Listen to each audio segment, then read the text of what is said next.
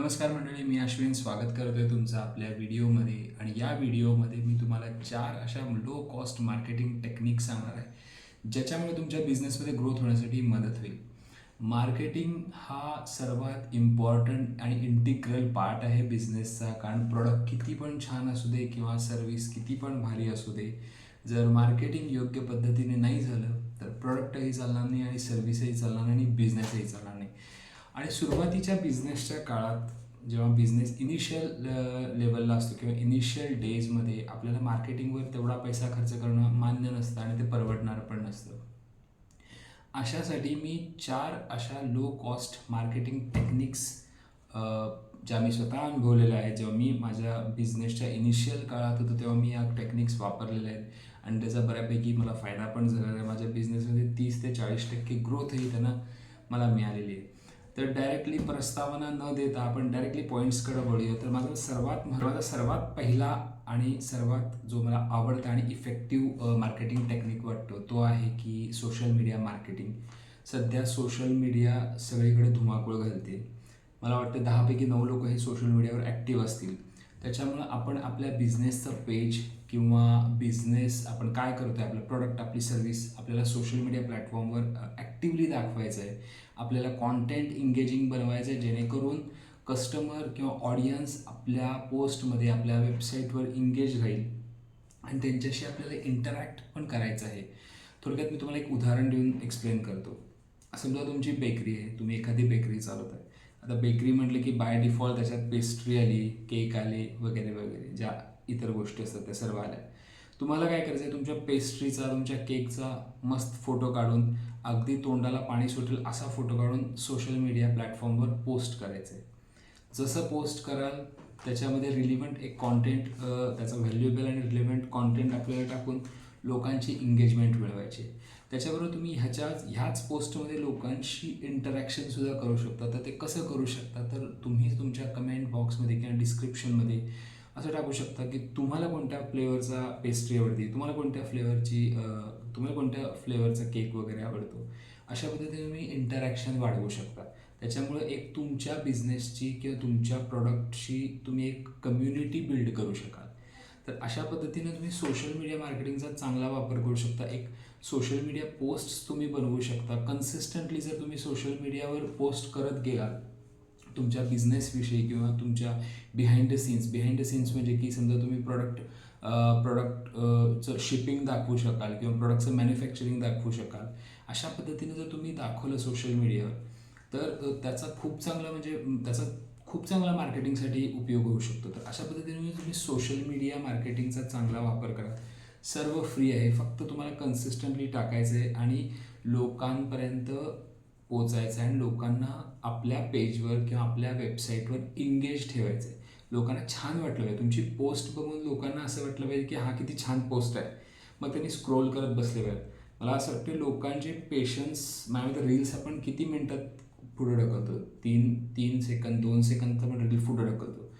तुमच्याकडं लोकांना एंगेज करायला 2 ते 3 सेकंद आहेत, जास्तीत जास्त 5 सेकंद आहेत लोकांना एंगेज करण्यासाठी. तेवढ्या ह्याच्यात तुम्हाला best post, I catchy visuals बनवून टाकायचे आहेत. डोळ्याला सुंदर दिसणारे दृश्य थोडक्यात हे टाकायचं. कारण काय आहे, ऑनलाईनमध्ये लोक हे डोळ्यांनी फील करतात, हाताने फील नाही करू शकत.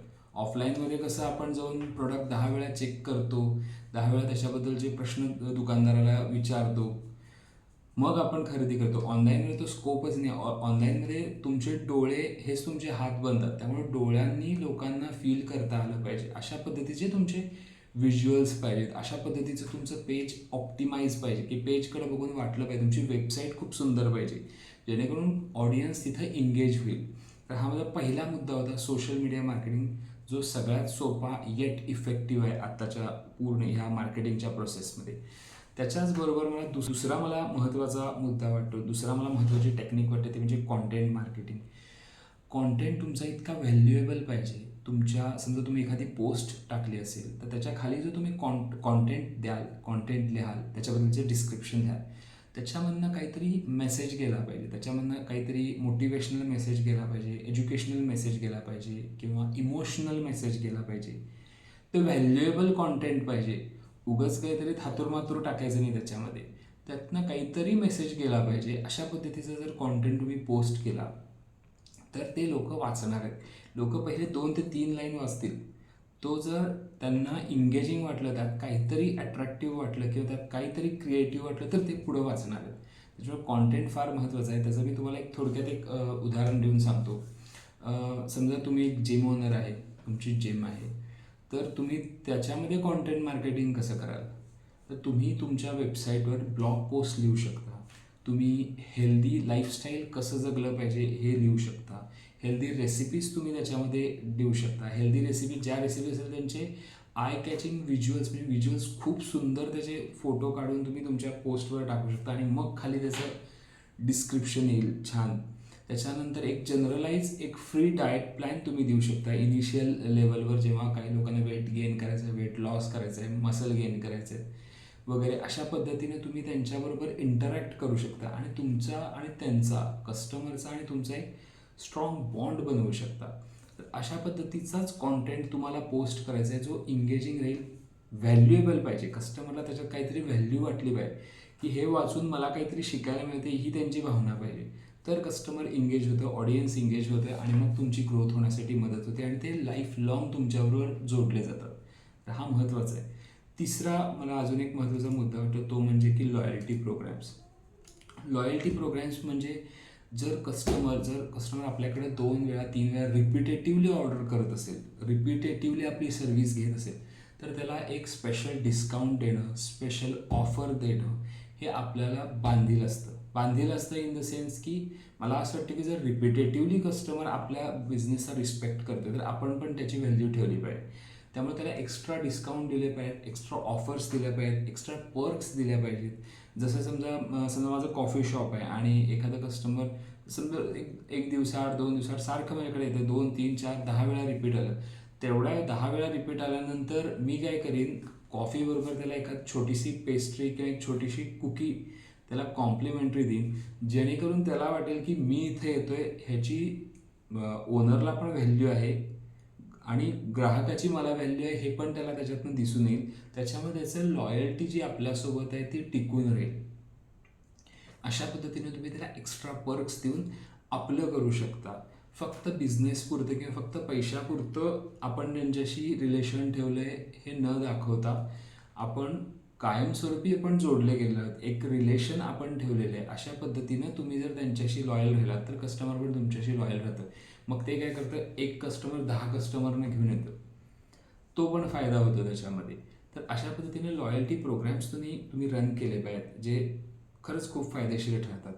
आणि चौथा आणि महत्त्वाचा आहे त्याच्यामध्ये ते म्हणजे रिव्ह्यूज किंवा टेस्टिमोनियल्स आणि रिव्ह्यूज फार महत्त्वाचे आहेत. जर ग्राहकांना रिव्ह्यू पॉझिटिव्ह दिला असेल तर समजा शक्यतो हे ऑनलाईन बिझनेसमध्ये मी सांगतो कसं होतं. ऑनलाईन बिझनेसमध्ये जर ग्राहकांना पॉझिटिव्ह रिव्ह्यू दिला, कारण कोणी पण आज जर तुमच्याकडनं वस्तू घेणार असेल, तुमची वेबसाईट असेल, तर पहिला त्या प्रॉडक्टच्या खाली चेक केलं जातं की रिव्ह्यूज ह्याचे आहेत की नाहीत. नसेल तर ते ड्रॉप करतात लोक.